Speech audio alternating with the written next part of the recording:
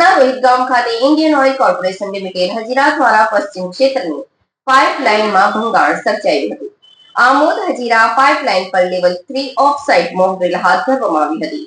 Home guard, NCC, NSS અને સ્થાનિક પોલીસની ફર્સ્ટ રિસ્પોન્ડર ટીમો, first aid party, house fire party અને રેસ્ક્યુ પાર્ટી અને 108 ટીમે મોક ડ્રીલમાં ભાગ લીધો હતો.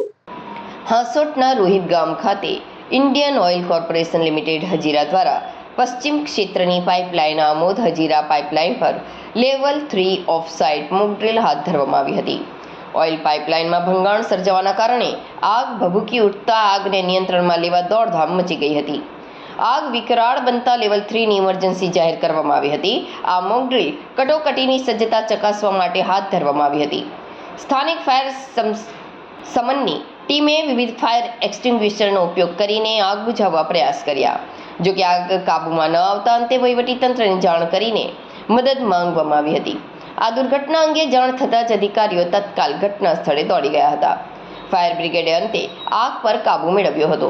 જોકે આ આગ લાગવાની દુર્ઘટનાનો પ્લાન મોક ડ્રીલ હેઠળ તૈયાર કરીને વહીવટીતંત્રની પૂર્વ તૈયારીનો વાસ્તવિક અભ્યાસ કરવામાં આવ્યો હતો. આ એક મોક ડ્રીલ હતી જેને ભાગરૂપે જિલ્લા વહીવટી તંત્ર સહિત એજન્સીઓના સંકલન અંગેનો અભ્યાસ કરવામાં આવ્યો હતો. આગ લાગવાની ઘટનાની જાણ થતાં સલામતી સુનિશ્ચિત કરવા વોર્ડન સેવા ઘટના સ્થળે પહોંચીને રાહત બચાવની કામગીરી આરંભી હતી.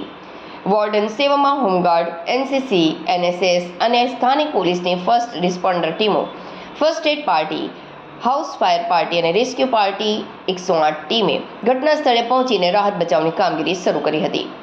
ઘટના સ્થળથી કામદારોને ઇવેક્યુએટ કરીને તંત્ર દ્વારા તાત્કાલિક સલામત સ્થળે પહોંચાડવા સાથે વધુ જખમી કામદારોને ઘટના સ્થળે જ પ્રાથમિક સારવાર આપવામાં આવી હતી. તો બીજી તરફ આગને કાબૂમાં લેવા ફાયર ફાઇટરની ટીમે પાણીનો છંટકાવ સાથે આગ બુઝાવવાની કામગીરી કરતા સંપૂર્ણ આગ કાબૂમાં આવી ગઈ હતી.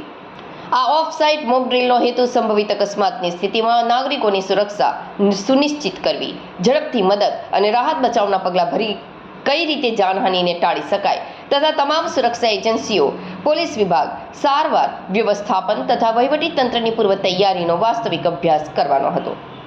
મોક ડ્રીલ પહેલા ઉપસ્થિત તમામ અધિકારીઓને રાહત બચાવના કર્મચારીઓ માટે ટેબલ ટોપ એક્સરસાઇઝનું આયોજન કરવામાં આવ્યું હતું. મોક ડ્રીલ બાદ ડીબ્રીફિંગમાં મોક ડ્રીલ સમયે કરવામાં આવેલ તાત્કાલિક કામગીરી અને નિર્ણય વિશે પોતાના અભિપ્રાય આપી જણાવીને સમગ્ર મોક ડ્રીલમાં ભાગ લેનારી તમામ એજન્સી તથા વહીવટીતંત્રની ટીમને અભિનંદન આપ્યા હતા. આ તકે હાંસોટ નાયબ મામલતદાર મહેશ સુતરિયા, ડીપીઓ ભરૂચ વારિસ ખડિયાલી, હાંસોટ પીએસઆઈ પી.કે. રાઠોડ અને કાર્યપાલક ઇજનેર જીપીસીબી એચ.ટી. પટેલ, ભરૂચ સહિત ગેઇલ, ઓએનજીસી, જીએસપીએલ, આરઆઈએલ